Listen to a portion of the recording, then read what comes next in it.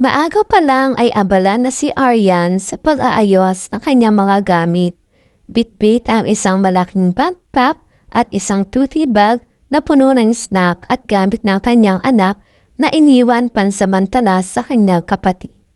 Isang short vacation lang ito para sa sarili. Isang bagay na matagal na niyang hindi nagagawa. Habang sumasakay siya sa barko, napansin niya ang isang lalaking nakasuot ng itim na hoodie, naka-headphones at halatang walang balak makihalubilo kahit kanino. Suplado siguro to. Bulong ni Irene sa sarili. Sa hindi inaasahang pagkakataon, pareho silang naupo sa isang bench malapit sa deck. Excuse me, pwede bang makiupo? Wala na talagang ibang space. Hindi sumagot si Jiro. Tinanggal lang niya ang isang earphone at tumingin saglit kay Aryan. Saka tumango. Tapos ibinalik ang earphone. Napangiwi si Aryan. Wow! Hindi man lang nagsabi ng sure or go ahead. Ang arte. Pagkaraan ng ilang minuto, napansin niyang si Jiro ay nakatingin sa kanya mula sa gilid ng kanyang mata. Pasimple pero halatang curious. Biglang may naganap na maalon na pag-ikot ng barko na bitawan ni Aryan ang kanyang tubig at muntik na itong tumama sa paa ni Jiro. Pwede bang ingat-ingat din? Hindi lang ikaw ang nandito. Sa loob ni Aryan ay napahiya siya. Nang bigkasin iyon ng bilata. Pasensya na. Hindi ko sinasadya. Pero, wag kang masyadong mainit ang ulo ha. Hindi naman ako nakikipag-away sa'yo. Tahimik pero sa loob ni Jiro, tila may kakaiba siyang naramdaman. Hindi niya alam kung inis o intriga ba ito sa babae. Sa kalagitnaan ng biyahe, nagsimulang kumalma ang alon. Ang araw ay unti-unting lumulubog at ang dagat ay tila salamin ng langit. Mapayapa pero may lalim. Si Aryan ay nakaupo pa rin sa parehong bench. Tahimik na kinakain ang crackers habang pinagmamasdan ang horizon. Kahit pa masungit ang katabi niya kanina, mas gusto niyang manatili doon. Ayaw niyang mapalayo sa deck. May kakaibang aliw na dulot ang tanawin at ang presensya ng isang taong hindi niya maintindihan. Si Jiro naman tila naiinip. Tinanggal na niya ang earphones niya at napatingin sa dagat. Hindi niya napigilang mapansin ang simpleng pagkilos ni Aryan. Yung paraan ng pagkampot niya ng pagkain, yung pagtali niya ng buhok, yung katahimikan hindi niya alam kung bakit. Pero nakakapagaan sa loob. Mahilig ka sa dagat? Nagulat si Aryan, akala niya ay hindi na talaga siya papansinin ng lalaki. Nakangiting may halang biro naman si Aryan. Uy, nagsalita pa rin. Akala ko tuloy ang kanang kinain ng earphones mo. Napangiti si Jiro. Isang ngiting pilit niyang tinatago. Pero agad din niyang ibinalik ang seryosong mukha niya. Hindi ko kasi trip ang maingay. Pero oo, okay din ang dagat minsan. Pareho tayo. Nakakalimot, no? Saglit lang pero parang malayo ka na sa gulo sa buhay. May sandaling katahimikan. Parang pareho silang nag-isip ng bagay na masakit. Malayo at hindi pa handang pag-usapan. Masarap kalimutan kung may pagpipilian. Hindi sumagot si Aryan pero ngumiti siya. Dahil pareho silang may dinadala. Maya-maya, may lumapit na matandang babae na nahirapang pitbitin ang kaniyang bag. Agad na tumayo si Aryan para tulungan. Si Jiro nagulat pero tahimik na tumayo rin at inalalayan ang matanda. Ay, salamat sa inyo mga anak. Ang bait ninyo. Bagay kayong dalawa. Pareho silang natahimik, nagkatinginan. Si Aryan natatawa. Si Jiro nakangiti pero pilit na iniiwas ang tingin. Hindi na alam pero sa gabing yon, may maliit na simula ng isang alon ng damdaming at hindi na mapipigilan pa. Sa isang biyahe sa barko patungong Visayas, nagtagpo ang 2 taong hindi inaasang magkakaugnay.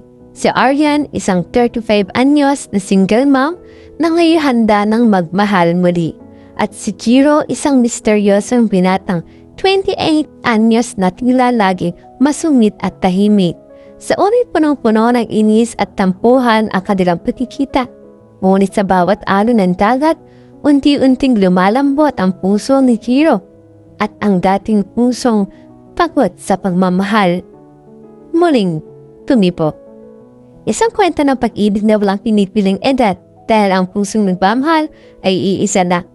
Mananait kaya ang kanilang pag-ibigan o maging hadlang lang ito sa agwat na kanilang mga edad. Palapit na ang pagtatapos ng biyahe.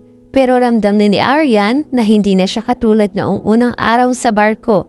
Hindi na siya nakikipag-away sa isang supladong lalaki, kundi sa isang taong unti-unting nagpapakita ng tunay niyang sarili. Sa bawat hour na lumipas, nabubuo ang isang kakaibang ugnayan, isang liwanag na dumadaloy mula sa kanilang mga tahimik na tinginan at munting usapan. Isang gabi habang malamig ang simoy ng hangin, at tahimik ang paligid, nagpunta si Aryan sa deck.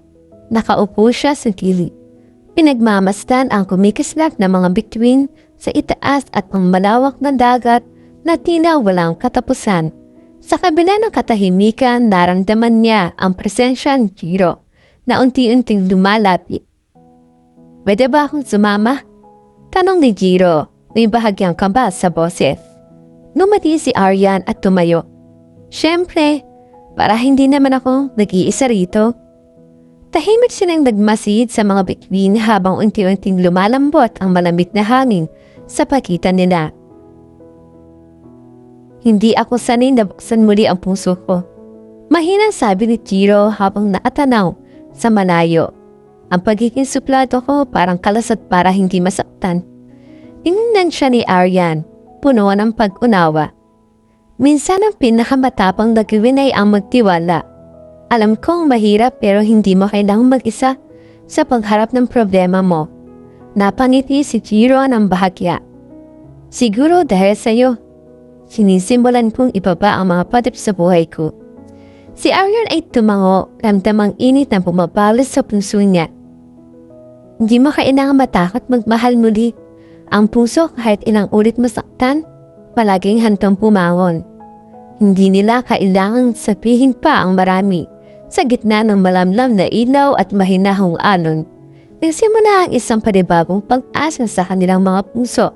Isang pag-ibig na hindi na magpapapigil sa takot, kundi magpapalakas sa kanilang dalawa. Makalipas ang ilang araw muli noong huling gabing magkasama sila sa deck, ramdam ni Aryan ang pagbabago kay Jiro. Mas naging bukas ito, hindi na mailap, madalas nang ngumiti at kung minsan ay kusang lumalapit para kausapin siya. Sa tabing naroon si Jiro, tila may katahimikan sa puso niya na matagal niyang hinanap. Ngunit isang gabi bago sila tumaong sa Visayas, may narinig si Aryan na hindi niya inaasahan. Habang papunta siya sa kantin ng barko, napadaan siya sa lodge area kung saan may ilang lalaking nag-uusap. Isa sa mga ito ay si Jiro. "Pre, seryoso ka? Yan yung babaeng sinasabi mong hindi mo type?" "Ay, yung may anak." Ika ng isa pang lalaki. "Yung medyo ate ng konti." Halatang iritado si Jiro. Hindi niya naintindihan. Dito tungkol sa itsura. Huwag niya siyang pag-usapan ng ganyan. Napahinto si Aryan sa narinig. Hindi alam ng mga ito na nasa malapit siya. Sa unang mga salita, parang nandiliit siya. Pero sa huling sinabi ni Jiro, tila humalo ang sakit at pagkalito. Tumalikod siya at tahimik na umalis, hindi na nagtuloy sa kantin. Sa buong gabi, hindi siya lumalabas ng silid. Kinabukasan, si Jiro ang naghahanap sa kanya. Umaga, sa may gilid ng barko, nakatanaw si Aryan sa dagat. Dumating si Jiro. "Hinahanap kita kagabi. Okay ka lang ba?" "Okay lang."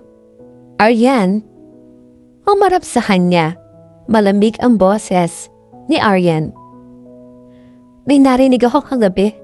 Ayoko sanang marinig yun pero narinig ko. Nagulat si Jiro. Yung usapan sa lodge? Tumango si Aryan. Hindi mo kailangan akong ipagtanggol, Jiro. Pero mas masakit parinig na naging paksa ako ng biro ng duda. Hindi mo naiintindihan. Wala akong sinabi. Laban sa'yo kahit kailan. Pero hindi rin ako dapat maging dahilan para pagsabihan mo sila. Kung totoo ang nararamdaman mo, dapat hindi mo kailangang ipaliwanag kahit kanino. May katahimikan sa bawat isa. Aryan, hindi ako sanay na ganito. Hindi ako marunong magmahal sa paraang gusto mong maramdaman. Napaluha si Aryan. Hindi ko hinihingi na mahalin mo ako agad. Pero sana pinaramdam mo totoo ako na hindi ako panandali ang interes. Tumalikod si Aryan at iniwan si Jiro sa deck. Tahimik, nagsisisi. At hindi alam kung paano siya hahabulin. Si Aryan sa kabilang banda muling kinaharap ang tanong sa sarili. May karapatan pa ba akong magmahal kahit may anak na ako? Pagdating nila si Visayas, malamig pa rin ang ihip ng hangin sa pagitan ni Aryan at Jiro. Mula noong gabing narinig ni Aryan ang usapan sa lodge, may distansyang hindi matawid kahit ilang hakbang lang ang pagitan nila. Sa kabila ng lahat, pinilit ni Aryan na ituon ang pansin sa dahilan ng pagbiyahe niya ang muling pagkikita nila na anak niya si Tyrone na iniwan muna niya pansamantala sa kanya kapatid habang may ginawang personal na lakad. Pagbaba pa lang niya sa pier agad niyang nakita si Tyrone na sumalubong na may dalang backpack at ngiting parang araw. Mabilis niya itong niyakap. Sabik na sabik. Mami! Miss na kita! Nakangiti pero may bakas ang pagod sa mga mata ni Aryan. Miss na miss din kita, anak. Hindi ko kayang matagalan na hindi ka kasama. Habang yakap pa rin ang anak, napansin ni Tyrone ang isang lalaking nakatayo sa may di kalayuan. Si Jiro. Tahimik lang ito nakatingin sa makina. Parang may gustong sabihin pero pinipigil. Sino po? Yung kuya. Nag-aalangan pero hindi gustong magsinungaling ni Aryan. Kaibigan ni Mami. Kasama ko sa biyahe. Lumapit si Jiro at sa unang pagkahataon, nagkatitigan sila ni Tyrone. Parang may pinabasa ang bata sa mukha ni Jiro. Hindi lang basta isang hero ito, kundi taong may koneksyon sa damdamin ng kanyang ina. Yumuko at bahagyang ngumit ni si Jiro. Hi Tyrone, ako si Jiro, kaibigan ng mami mo. Nagkamot ang ulo at seryoso ang tingin ni Tyrone. Kaibigan lang po ba talaga? Nagkatinginan si Aryan at si Jiro. Napatawa si Aryan kahit hindi. Matalino yung anak ko, mabilis ang karamdam.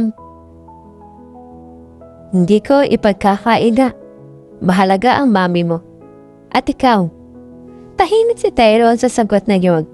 Pero sa loob-loob niya, nandan niya ang katapatan sa boses ni Jiro. Hindi man niya ito lubos kilala, hindi siya umilag. Salip, ninanong niya ito. Marunong ka bang mag-basketball, Kuya Jiro? Marunong ng konti. Pwede ka pong pakalaro minsan? Pwede. Gusto ko yun. At sa sandaling yon, isang simpleng pagtanggap mula sa isang bata ang nagtulay ng isang mas malalim na koneksyon. Pero sa pusong ni Aryan, may bahagyang takot. Hindi dahil ayaw niya magtiwala kay Jiro, kundi dahil natatakot siyang masanay ang anak niya sa presensyang maaring hindi rin magtagal. Ilang araw na silang nasa Visayas, sa payak na bahay ng kapatid ni Aryan. Naging mas madalas ang pagkikita ni Jiro at Tyrone. Ang dating tahimik na mailap na binata, ngayon marunong nang tumawa at makipaglaro. Muna sa likod ng mga bagong ngiti ni Aryan, may kaba siyang hindi maipaliwanag. Isang hapon habang nasa palengke siya, kasama si Tyrone. Isang pamilyar na tinig ang tumawag sa pangalan niya. Aryan. Napalingon siya at parang biglang tunigil ang lundon niya. Naroon si Marco, ang ama ni Tyrone. Matagal na siyang walang balita rito matapos itong mawala nang malaman na buntis siya. Nasa harap niya ngayon ang lalaking minsan pumasok sa puso niya at hindi mukhang handang bumalik. Hindi ko alam na nandito ka. Gusto na kitang makita. Gusto kong makausap si Tyrone. Nagulat pero pinilit maging matatag ni Aryan. Matagal kang nawala, Marco. Hindi ganun katali yun. Napatingin kay Marco. Curious si Tyrone. Sino po siya, Mami? Tumahimik si Aryan. Hinawakan niya kamay ng anak at numiting ng pilit. Si Marco, siya ang tatay mo. Nagkatinginan ang mag-ama. Parang hindi alam kung paano magsimula. Sa likod ng eksenang yon, may isang pares ang matang lihim na nakatingin. Si Jiro, na dumating para sana'y sundiin si Aryan. Hindi siya lumapit, nanatili siyang nakatayo. Nasasaktan sa hindi niya maintindihang dahilan. Kinagap niya nagkita rin sa wakas na Aryan at Jiro. Sa ilalim ng ilon ng lumang poste sa labas ng bahay, nagtagpo ang dalawang pusong muling nililigalig na tanong. Hindi ko alam na may ganun kang nakaraan. May karapatan siyang bumalik, ama siya ni Tyrone. Tahimik at ramdamang bigat sa damdamin ni Aryan. Alam ko may karapatan siya, pero hindi ibig sabihin ng kaya ko na ulit pagkatiwalaan siya. Paano ako? May puwang ba ako, Aryan? Nakatingin sa kanya. Jiro, natatakot ako masaktan ulit. At higit sa lahat natatakot ako masaktan si Tyrone. Dahan-dahang lumapit si Jiro. Hindi ako aalis. Kahit anong mangyari, hindi kita iiwan. Hindi ko alam kung paano ko ito sisimulan noon pero ngayon, sigurado ako. Nagkatinginan silang dalawa at sa mga matang iyon, hindi man nasabi ang salitang mahal kita. Sapat na katahimikan para maramdaman ang pag-ibig na buo na. Ngunit hindi pa doon nagtatapos. Kinabukasan si Marco ay nagpakitang muli ng may hangaring hindi inaasahan. Gusto kong makuha si Tyrone. Akin siya. Nagulat si Aryan at si Jiro na naroon. Ay agad tumayo sa tabi niya. Huwag mong pilitin kung kailan walang gusto. Hindi laruan ng bata at hindi mo sila basta-basta kayang agawin. Nagngangalit ang tensyon sa pagitan nila. At dito mafisimula ang linglaban ng kanilang mga hangarin sa isa't isa. Magulo ang umagang yon. Si Marco matagal nang nawala. Ngayon bumalik hindi para makabawi, kundi para agawin ang anak na si Tyrone sa kanyang ina. Matatag at tingin ni Aryan. Huwag mong gamitin ang dugo ninyo para diktahan ang dapat mangyari. Ako ang nagpalikak kay Tyrone. Ako ang umiyak, nagsakripisyo at lumaban para sa kanya. Pero may karapatan din ako. Anak ko siya. Pumagitna at seryosong nakatingin sa ama si Tyrone. Hindi kita kilala. Si Mami lang ang kilala ko. Tahimik si Marco. Mabilis ang tibok ng puso ni Aryan. Nakahawak sa kamay si Jiro. Tahimik ngunit matatag na naroon sa tabi niya. Kung mahal mo talaga si Tyrone, huwag mong ipilit ang sarili mo. Ang tunay na pagmamahal hindi inaangking. Pinatutunayan yan. Walang masabi si Marco. Sa mata ni Tyrone, hindi galit ang naroon kundi pagkalito. At sa huli, piniling ni Marco ang lumayo at ibigay ang kapayapaang hindi niya kayang ibigay doon. Ilang buwan ang lumipas. Nagpatuloy ang buhay ni Aryan. Mas kalmado, mas buo. Hindi naging madali ang lahat pero sa tulong ni Jiro na hindi kailanman lumayo, unti-unti siyang muling natutong umasa. Isang gabi habang nasa dalampasigan silang tatlo, si Aryan, Jiro at Tyrone. Tahimik lang silang nakaupo.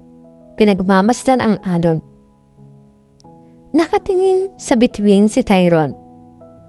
Mami, masaya na ako ngayon.